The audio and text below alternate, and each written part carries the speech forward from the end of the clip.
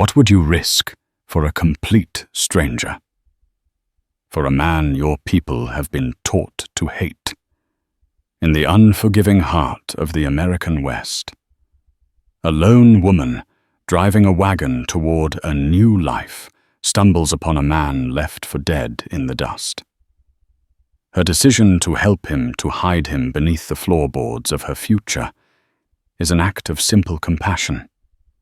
She has no idea the man bleeding out in her sanctuary is Nantan, the only son and heir to the formidable Apache chief Mangus.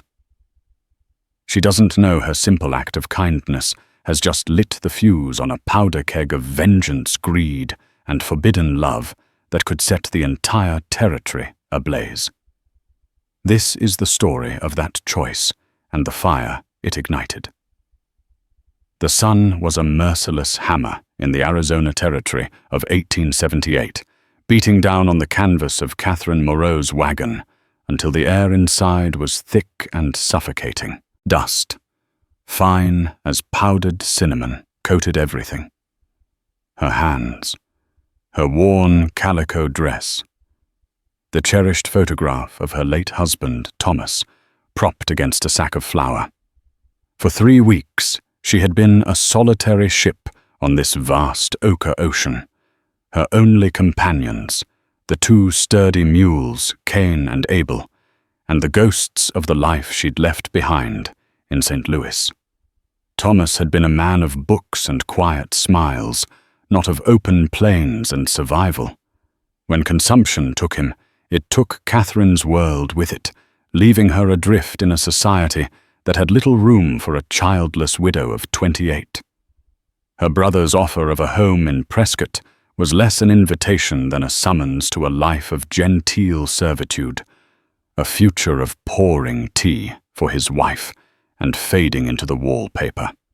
So she had sold what little she and Thomas had owned, purchased the wagon and supplies, and set her face west. It was a reckless, desperate gamble, a flight toward an unknown freedom that terrified and thrilled her in equal measure. The trail was a brutal teacher.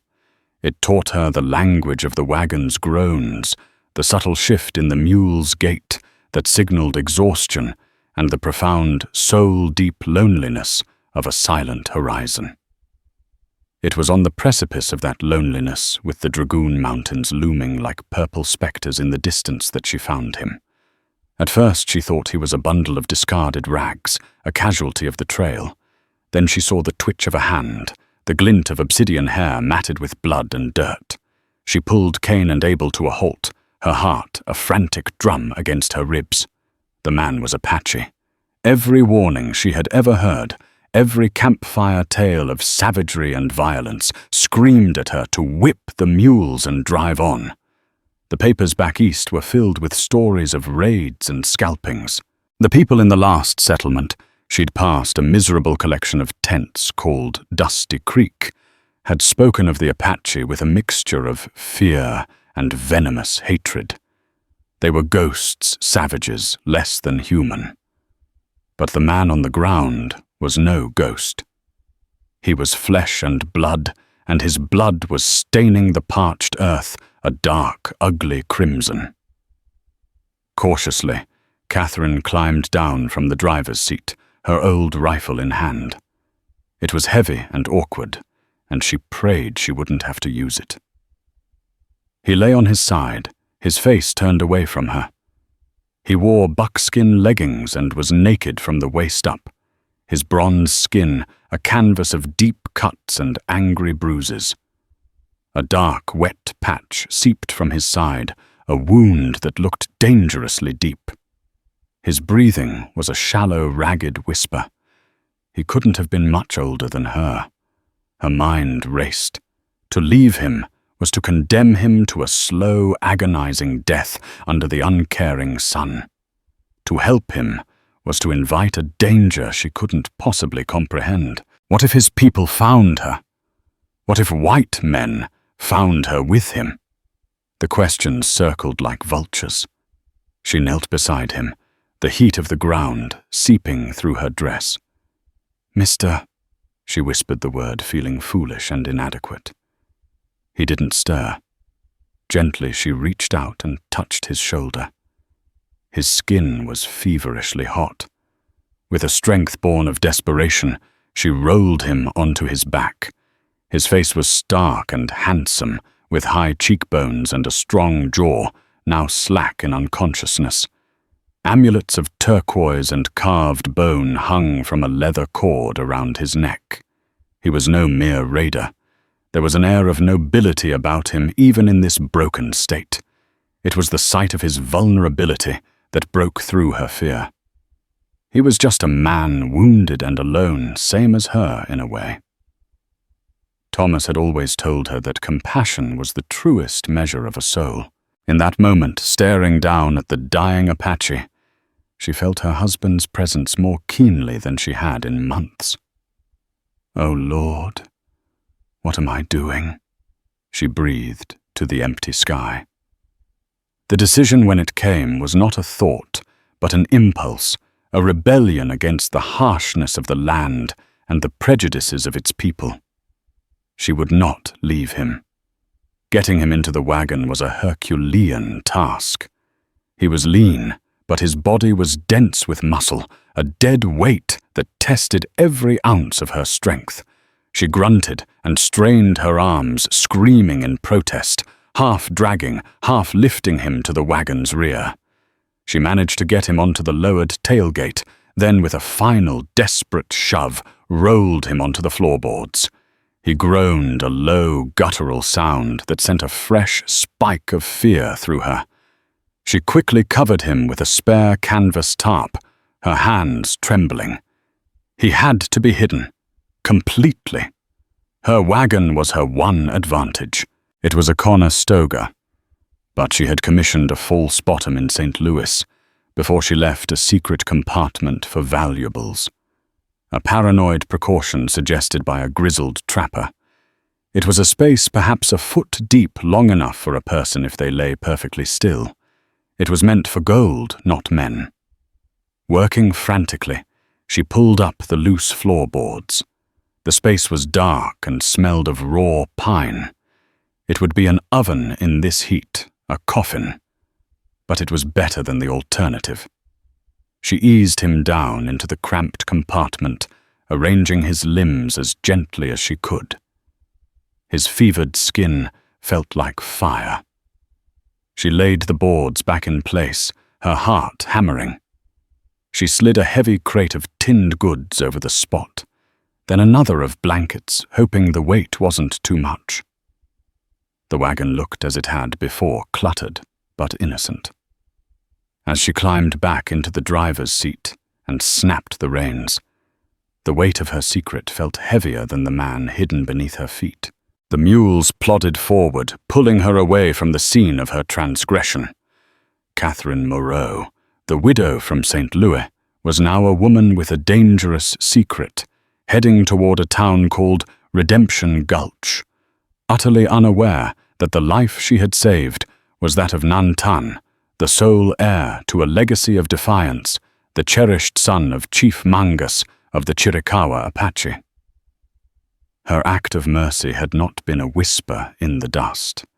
It was the first crack of thunder in a coming storm. Redemption Gulch was less a town than a scar on the landscape.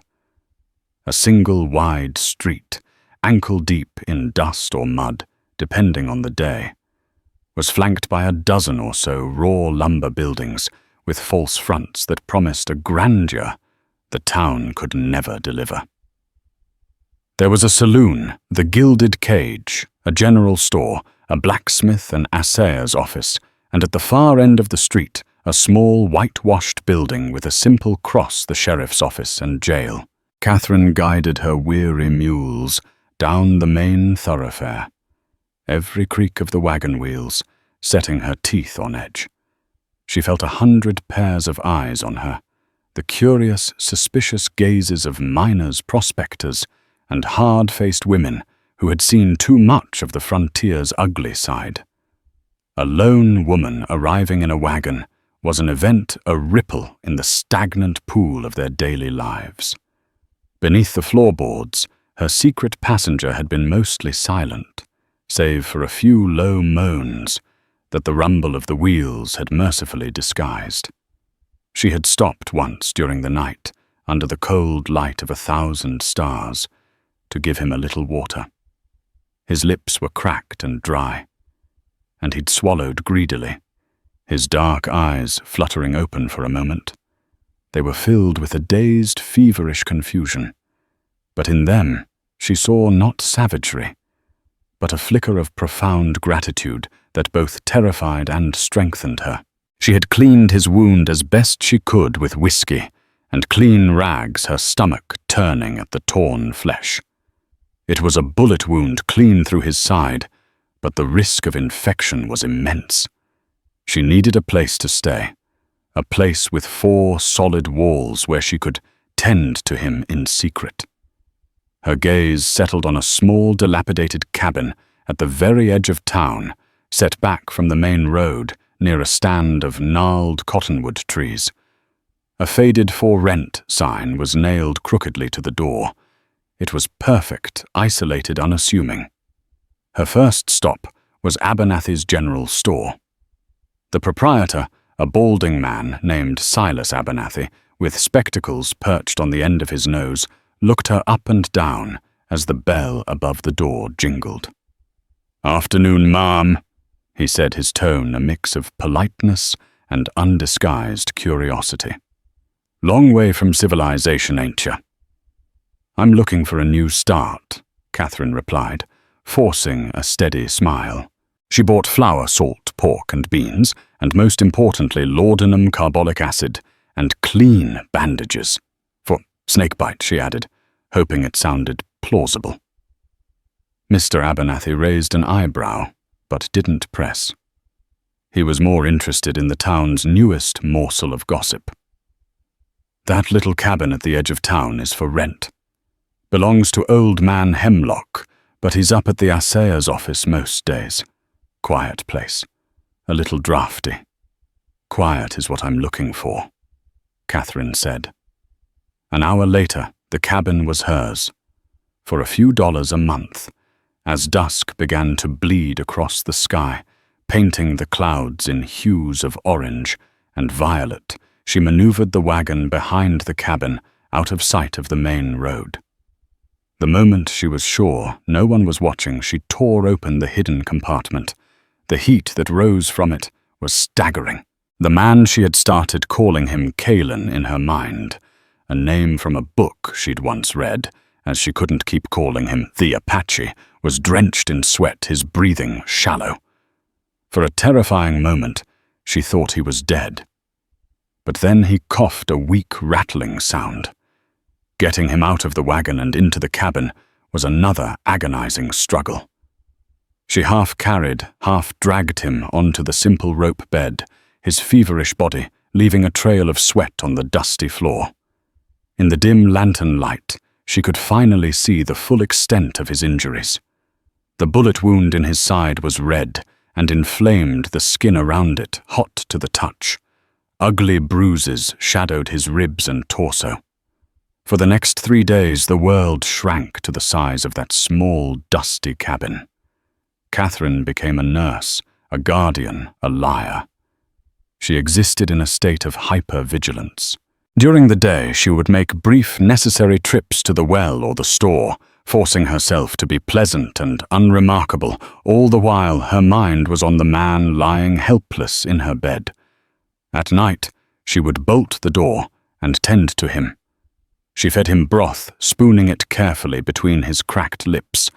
She cleaned his wound with the carbolic acid, a process that made him clench his fists and hiss through his teeth, but never cry out.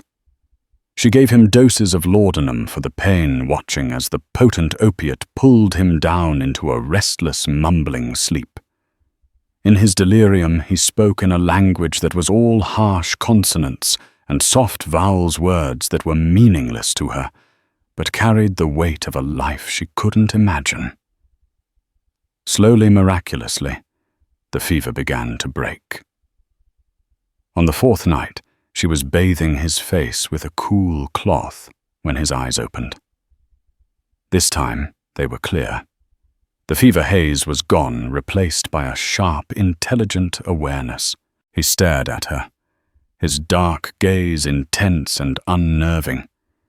He tried to sit up, a flash of alarm on his face. "Easy," Catherine soothed, gently pushing him back down. "You're safe.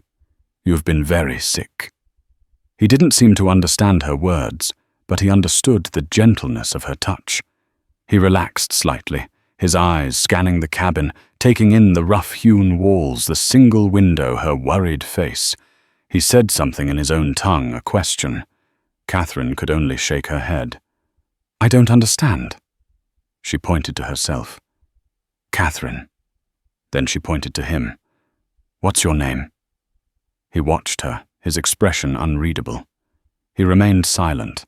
Their communication became a pantomime. Hunger was a hand to the mouth. Pain was a grimace and a touch to his side. Despite the chasm between their worlds, a fragile thread of understanding began to weave itself between them. He watched her constantly, his perception keen. He saw the way she clutched the photograph of her husband, at night the weariness in her shoulders. She in turn saw the iron will behind his silence, the pride that even injury and helplessness could not extinguish. Her quiet existence, however, was not to last. On the 5th day, there was a sharp rap on the door. Her blood ran cold. She quickly threw a blanket over the sleeping Kalen, praying he wouldn't make a sound. "Ma'am," a deep voice called out. "Marshal Murdoch, just making a courtesy call to welcome you to Redemption Gulch."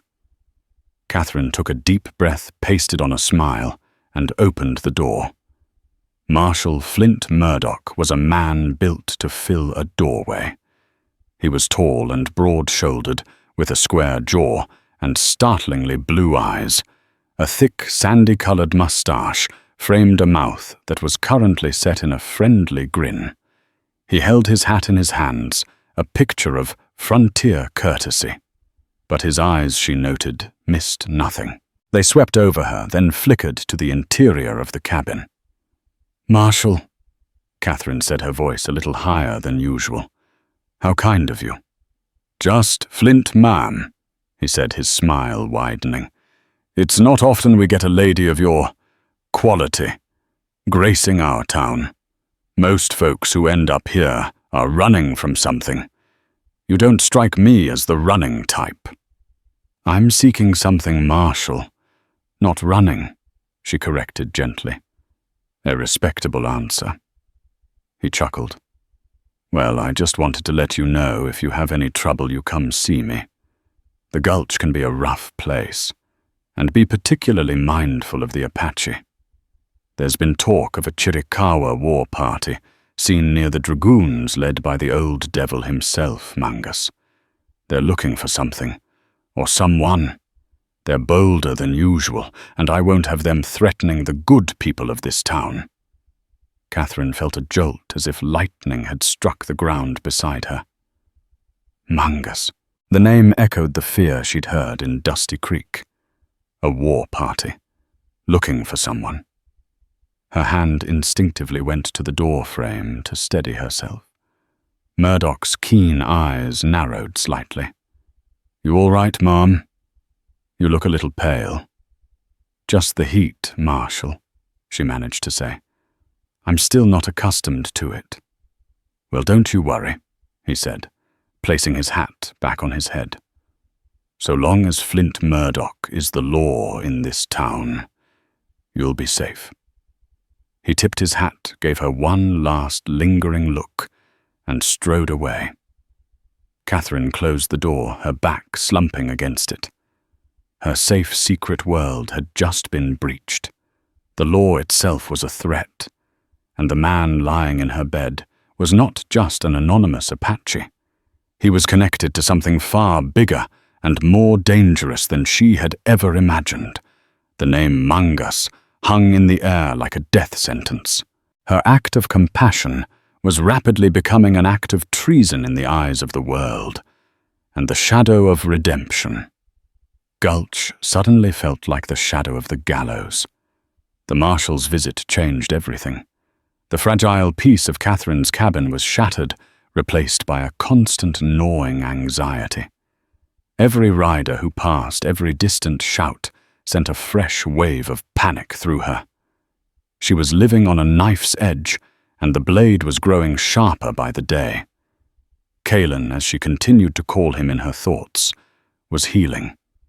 The enforced stillness was clearly a torment to him, but he bore it with a stoic patience that awed her.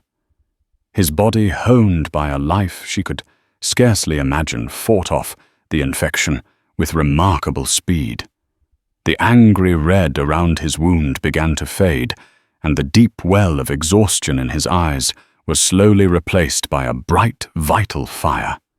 He was beginning to move around the small cabin, his steps silent as a cat's. He would stand for long periods at the single grimy window, peering out from behind the curtain at the world that considered him an enemy. She wondered what he was thinking, what he saw. Did he see the harsh beauty of the landscape as she sometimes did?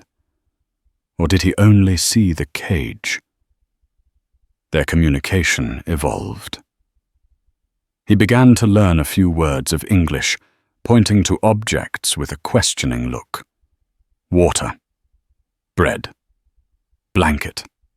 He spoke them with a guttural accent, his brow furrowed in concentration. In return, he taught her his words. Hadantin for corn, Tu for water, Nde for the people. He never said his own name. When she pointed to him and said, Kaelan, a name she had plucked from a book of romantic poetry, he would simply give a small, almost imperceptible shake of his head. A silent correction she didn't understand. In these quiet moments, the wall between captor and captive nurse and patient, white and Apache, began to crumble. She saw not a savage, but a man of deep intelligence and quiet dignity. He showed her how to properly sharpen her skinning knife, his large, capable hands guiding hers. One evening, he took a piece of charcoal from the cold hearth and on a spare piece of wood drew a stunningly accurate map of the surrounding mountains and valleys, marking water sources and hidden passes with deft strokes. It was a map born of intimate knowledge of a life lived in harmony with the land she found so hostile. She in turn showed him the photograph of Thomas. He looked at the stiff, formal portrait for a long time, then met her eyes. He said nothing, but his gaze was filled with a gentle understanding that spoke more than words. He touched the photograph lightly with one finger, then touched his own chest, a gesture of respect for the dead. In that moment, Catherine felt a pang of connection so sharp, it almost felt like betrayal. The outside world, however, was not content to leave them in peace. Marshal Murdoch became a regular visitor. He would stop by on his patrols ostensibly to check on her welfare, but his visits felt more like inspections. He brought her a small sack of coffee once, and another time a piece of venison from a recent hunt. He was charming, attentive, and deeply unnerving. His questions were casual, but always probing. "Still so quiet, Catherine?" he'd ask, leaning against the doorframe, his presence filling the small space. "Don't you get lonely out here at the edge of everything?" "I value my privacy, Flint," she would reply, her heart pounding. "Privacy is one thing, isolation is another." He'd counter, his blue eyes searching her face. "This is a dangerous land for a woman alone." One afternoon, he arrived just as Kaelan was standing near the back of the cabin.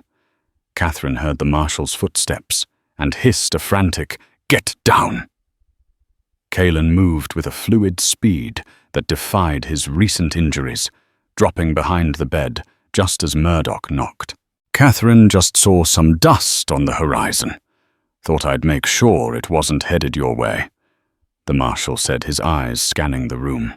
He sniffed the air. Smells different in here. I was just boiling some herbs, Marshal, she lied, her mind racing. For a tonic. His gaze fell upon the extra tin cup on her small table. Before she could say anything, he picked it up. Expecting company? No, of course not, she said, trying to keep her voice steady. I like to have a spare in case one breaks. Murdoch looked at her for a long, silent moment. She could see the gears turning in his mind. He didn't believe her. Not entirely, but he had no proof. He set the cup down with a deliberate click. You be careful, Catherine, he said, his voice low and serious. Secrets have a way of getting a person killed out here. He left without another word, and Catherine sank onto a chair, her legs trembling. The real threat, however, arrived a week later. He rode into Redemption Gulch on a skeletal roan horse, a man who seemed to be made of leather and dust. He was wiry and tall, with a long duster that flapped around his boots. But it was his eyes that held the true menace. They were pale, almost colorless, and they missed nothing. He had a Hawken rifle strapped to his saddle, and a reputation that preceded him like the stench of death. His name was Silas Kane, and men called him Hawkeye for his uncanny tracking skills and his ruthlessness. He was a bounty hunter. Kane didn't ask questions so much as he listened. He spent his days in the gilded cage, nursing a single whiskey, his ears open to every scrap of gossip. He heard about the reclusive widow in the cabin at the edge of town. He heard about Marshal Murdoch's unusual interest in her, and he heard the whispers about Mangus's war party, scouring the territory for someone. One evening, Catherine was returning from the well, the heavy buckets straining her arms when she saw him. Silas Kane was leaning against the wall of the blacksmith's shop, watching her. His gaze was not like Murdoch's, which was filled with a possessive curiosity. Kane's gaze was cold, analytical, like a wolf sizing up its prey. He knew something, or he suspected. She felt his eyes on her back all the way to her cabin. That night, she told Kaelin about the man. She didn't know the word for bounty hunter, so she drew a picture, a man with a rifle and another man in chains with dollar signs above his head. Kaelin's face hardened. He understood immediately. He went to the window, peering out into the darkness. He was no longer a patient. He was a warrior assessing a threat. He checked the heft of the iron poker from the hearth, the only weapon he had. The hunter's moon rose full and white, bathing the landscape in an eerie light. A few nights later, Catherine was jolted awake by a soft sound outside the cabin. Kaelin was already awake, standing motionless in the center of the room. Every muscle tensed. He held the poker in his hand, his eyes fixed on the door. There was a faint scratching sound at the window. Then silence. Catherine held her breath, her blood turning to ice. They waited minutes, stretching into an eternity. Then a floorboard on the small porch outside creaked. Kaelin moved not toward the door, but toward the hearth. He gestured for Catherine to stay back, his eyes flashing a silent command. He was a cornered animal, but there was no fear in his stance, only a deadly focused calm. The doorknob began to turn slowly, silently. The trap was being set. The hunter was closing in. And inside the small cabin, the man known as Kaelin prepared to remind the world that he was not just a wounded fugitive, but the son of a chief, a man who would not be taken easily. The secret Catherine had guarded so fiercely was about to explode. The latch clicked. The door swung inward with a low groan, revealing the tall, gaunt silhouette of Silas Kane against the stark moonlight. He held a long-barreled Colt revolver in his hand, its metal glinting. His pale eyes scanned the dark room, adjusting to the gloom. "Evening, ma'am," he rasped, his voice like stones grinding together. "Figured you were expecting me." He took a step inside, confident, predatory. "Now where is he? Let's make this easy. The boy has a handsome price on his head. Enough to get you a real nice place back east." Catherine stood frozen beside the bed, her heart hammering against her ribs like a trapped bird. I don't know what you're talking about." Kane let out a dry, humorless chuckle. "Oh, I think you do. A woman alone buying up laudanum and bandages. The marshal sniffing around you like a dog in heat, which means he suspects something's off. And me, I'm the one who put a bullet in that Apache boy a month back. Tracked him for 3 days before he finally dropped. Imagine my surprise when his trail just vanished. Right around where your wagon tracks were." He took another step, his eyes darting around the cabin. "I know he's here. I can smell him." Suddenly, from the darkest corner of the room, near the hearth, there was a blur of motion. Kalen exploded from the shadows, not with a warrior's cry, but in deadly silence. He didn't charge straight at the gun. He lunged sideways, using the cabin's small table as a shield. He kicked it hard, sending the wooden table tumbling into Kane's legs. Kane cursed, stumbling backward as the table crashed into his shins. The momentary distraction was all Kalen needed. He brought the heavy iron poker down in a vicious arc, not at Kane's head, but at his gun hand. The sound of iron hitting bone was sickeningly sharp. The Colt clattered to the floor. Kane howled in pain and rage, clutching his shattered hand. But he was far from finished.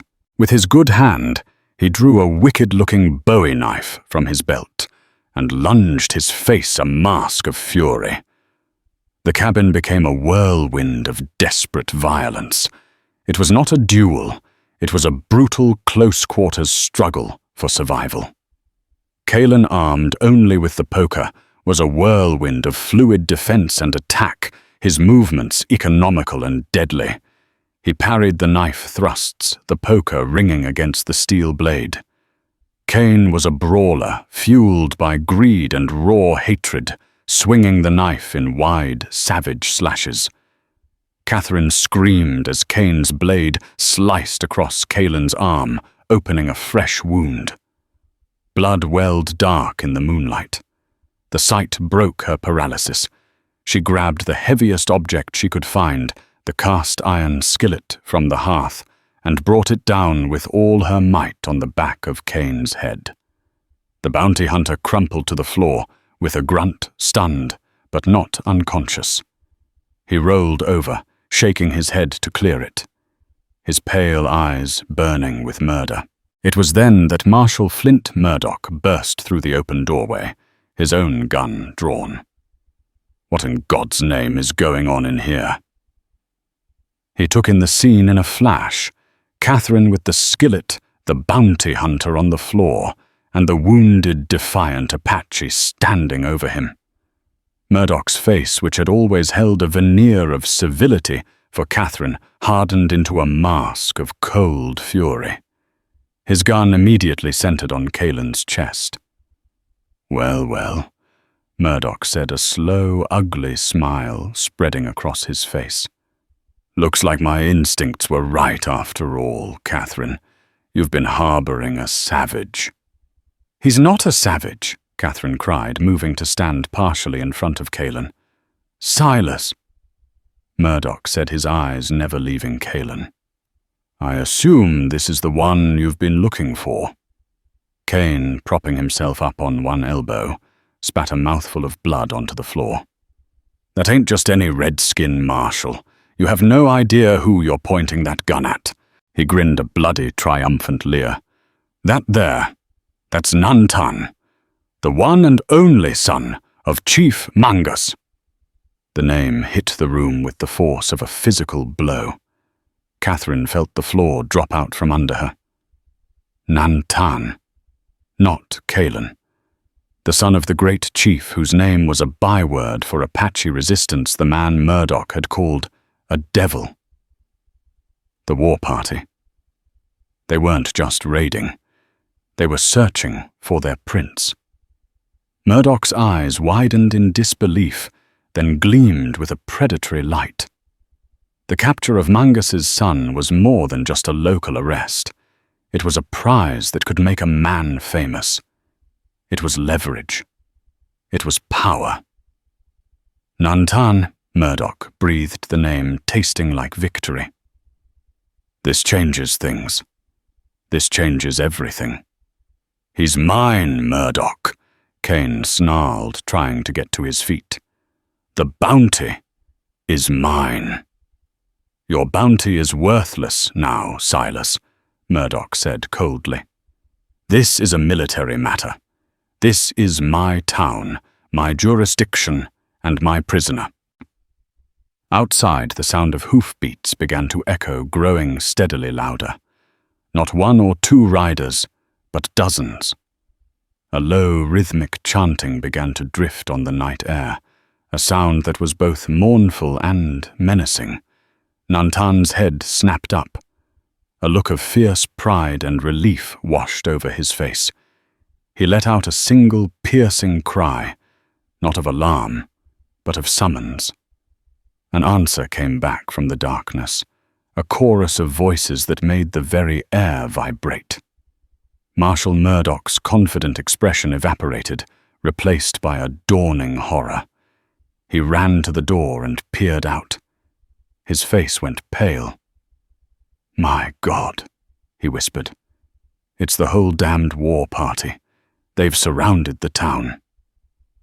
The riders converged not on the town center, but on the small cabin at its edge. They were ghosts in the moonlight, warriors on horseback, their faces painted for war, their rifles and lances held at the ready.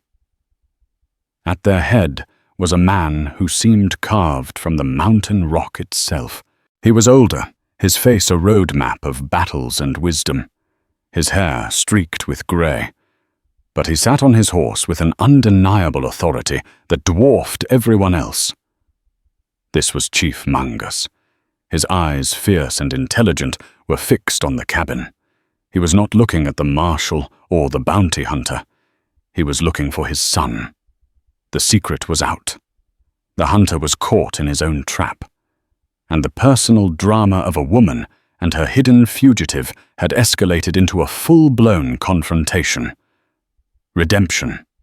Gulch was a tinderbox, and Silas Kane had just struck the match, revealing a truth that had brought the wrath of the Apache Nation to Catherine Moreau's doorstep. The fire was no longer a possibility. It was here. The air in Redemption Gulch grew thick with a tension that was almost breathable, a palpable silence that swallowed all other sounds. Townsfolk, roused from their beds by the chilling alien cries, became prisoners in their own homes. Behind grimy window panes and drawn calico curtains, they watched as an army of ghosts materialized from the desert. Night, their forms stark and menacing in the moonlight. The gilded cage, usually a source of raucous noise, was as quiet as a tomb. This was not a distant rumor whispered over whiskey. This was the raw, terrifying power of the Apache Nation converged upon a single insignificant point on the map. At the epicenter of this maelstrom was Catherine's humble cabin, now the improbable stage for a confrontation that could drench the dusty street in blood. Inside the standoff was a knot of conflicting desperations, a microcosm of the greater conflict. Marshal Flint Murdoch, who built his identity on the unyielding bedrock of the law, found his foundation turning to sand. Trapped between his sworn duty and a force that could annihilate him and his town without a second thought, he was a cornered animal. His face, usually florid with confidence, was pale and slick with sweat. His knuckles were white where he gripped his revolver, the barrel trembling almost imperceptibly. "Nobody moves," he yelled, his voice cracking under the strain, betraying the fear his posture tried to deny. "This is my town, my authority." Silas Kane, bleeding and humiliated on the floor, saw his world shrinking to the size of this tiny lamplit room. The bounteous sum that had promised him wealth and prestige was now a spectre mocking him. His reputation as the cunning Hawkeye was in tatters. All that remained was a raw, primal instinct for survival and a venomous rage. "Don't be a fool, Murdoch," he snarled, propping himself up on one elbow, his good hand gesturing wildly. "They're savages. Give me a rifle. We can fight our way out." "There's a price on his head. Big enough for both of us." Nantan ignored them both. To him, they were little more than buzzing flies, distractions from the only thing that mattered. His gaze was fixed on the figure of his father, outside a beacon in the night. The patient was gone, burned away by the fires of adrenaline and imminent conflict. In his place stood a warrior, poised and lethal. His recently healed wound was a dull ache forgotten. He was home. "You are the fool," Nantan said, his English slow, each word deliberately chosen and laced with a cold contempt that cut deeper than Kane's knife. He looked at the marshal's trembling gun. "You think that piece of iron can stop the wind? That it can hold back the river my father has come? For you, this is over." "It's over when I say it's over," Murdoch retorted the words, sounding hollow even to his own ears. It was Catherine who broke the stalemate.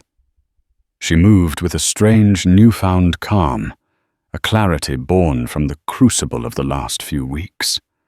The fear was still there, a cold knot in her stomach, but it no longer controlled her. She had made a choice in the desert to save this man, and she had remade it every day since. She would not abandon it now. She walked past the marshal, past his sputtering protests, and went to the door. She pulled her shawl tighter around her shoulders, took a deep breath of the thick, tense air, and stepped out onto the porch. She raised her hands, palms open, a universal gesture of peace. The low, rhythmic chanting of the Apache warriors ceased instantly. 100 pairs of dark, unblinking eyes fixed on her. The moonlight was so bright it bleached the color from the world, casting her in a silvery, ethereal glow. She was a lone, defiant figure, a bridge between two worlds poised on the brink of war. Chief Mangus, astride his war pony, urged the animal forward a few paces.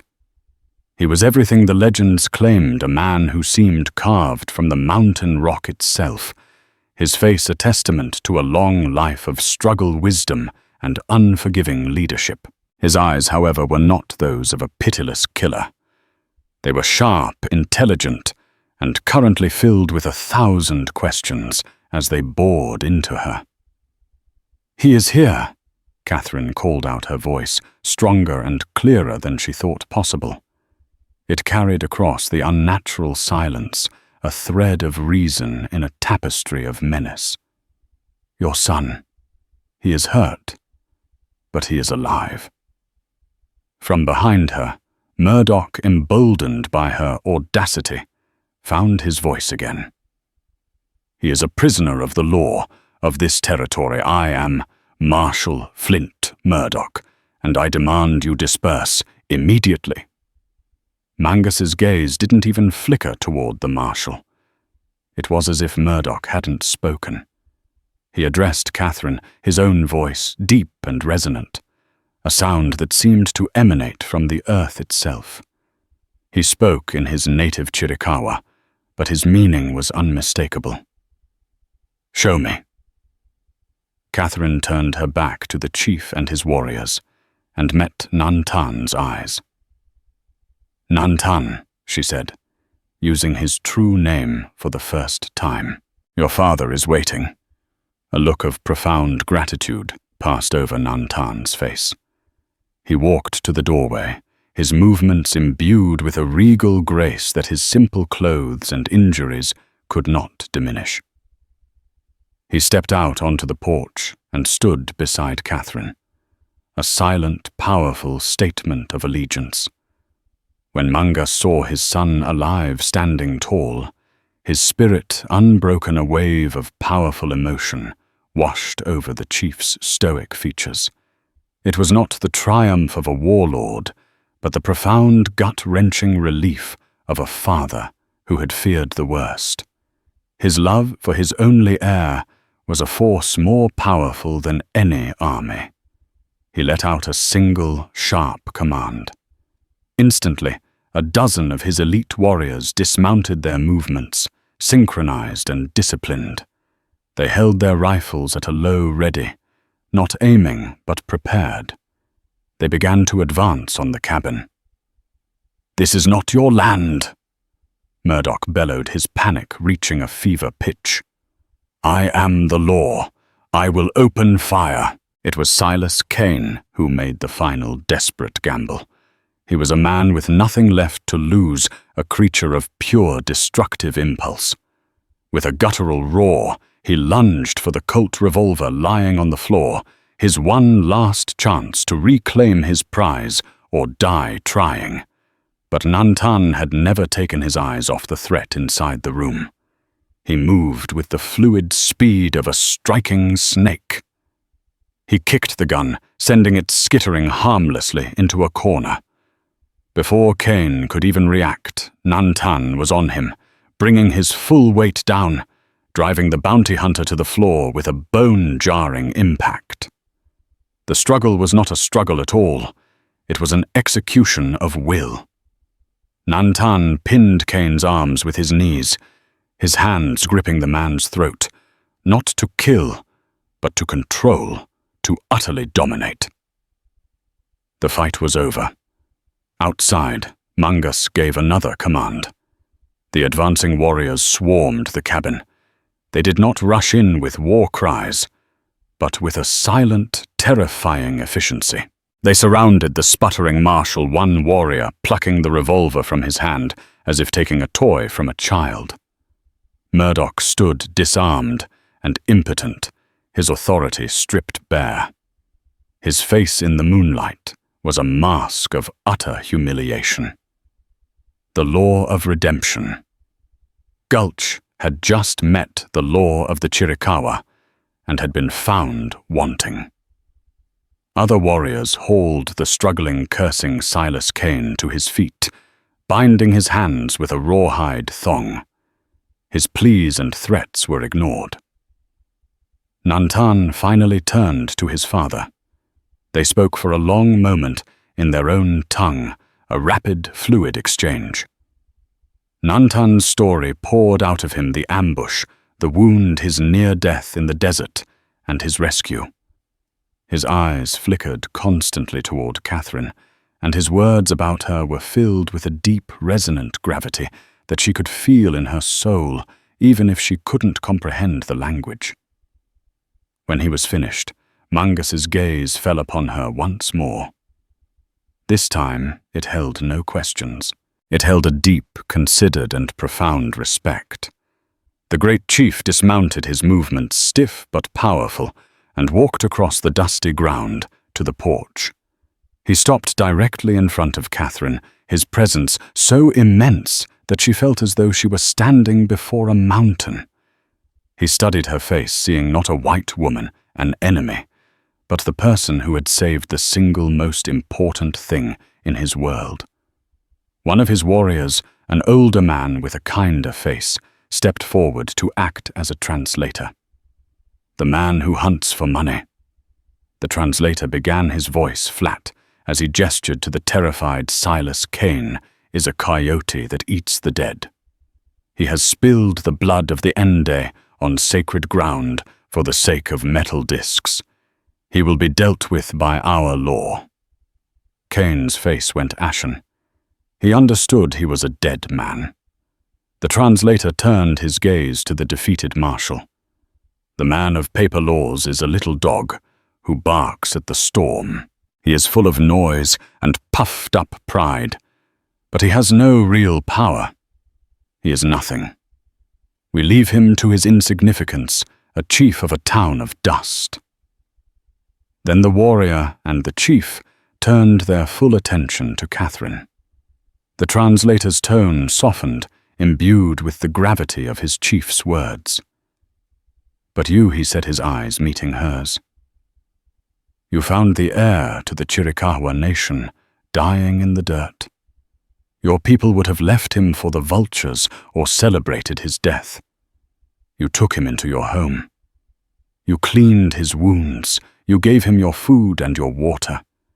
You hid him from his enemies at a risk to your own life that we understand completely. You have shown a courage and an honor that transcends blood. You have created a debt that cannot be paid with horses or silver." Mangas stepped forward, his expression unreadable, but his actions clear. He reached to a pouch at his side and withdrew a single flawless eagle feather. It was tied at its base with a strip of soft deerskin and a bead of brilliant blue turquoise. He held it out to her in his open palm. Catherine, her hand trembling slightly, reached out and accepted the sacred gift. It felt warm and alive in her grasp. "The Nunde, the people will not forget this day," the translator said, his voice resonating with the weight of a solemn oath. "The name Catherine Moreau will be spoken with honor in our camps and at our council fires. You will always have safe passage in our lands. From this day forward, you are Izan Aklan, a sister to the Apache." Nantan came to stand beside his father, his role as a son restored. He looked at Catherine, and in the deep, dark pools of his eyes, she saw everything he could not say. There was the boundless gratitude of a man who had been brought back from the brink of death, the deep respect of one warrior for another, and something more, a tender, powerful connection forged in the crucible of their shared secret, a bond that defied the chasm between their worlds. "Thank you, Catherine," he said, the two simple English words carrying the weight of 1,000 Apache blessings. He reached out not to touch her, but to gently brush his fingers against the eagle feather she held. His touch was electric, a final, fleeting acknowledgement of their intimacy. "Do not stay in this place," he advised, his voice low and urgent. "This is a bitter land for a person with a good heart. Go north. The mountains are kinder. There is more water there." With a final lingering look, he turned to join his father. The Apaches mounted their horses. As silently and mysteriously as they had arrived, they melted back into the desert night, taking Silas Kane and the shadows with them. They left behind a terrified town, a broken marshal, and a woman whose life and whose very soul had been irrevocably changed. The next morning, as the sun rose, casting long shadows across the street, Redemption Gulch felt different. It felt smaller, more fragile. Catherine did not linger. She packed her few belongings into the wagon, her movements deliberate and final. She took the photograph of Thomas and wrapped it carefully in a piece of cloth. Beside it, she placed the eagle feather. She led her mules to the general store, where a wide-eyed Mr. Abernathy sold her the supplies she needed, without a single prying question. He, like the rest of the town, simply stared at her with a new, fearful awe. She was the woman who had communed with the ghosts and lived. Without a word to Murdoch, without a final glance at the cabin that had been both her prison and her sanctuary, she snapped the reins. Kane and Abel plodded forward, pulling the wagon north away from the harsh desert and toward the promise of Kinder Mountains.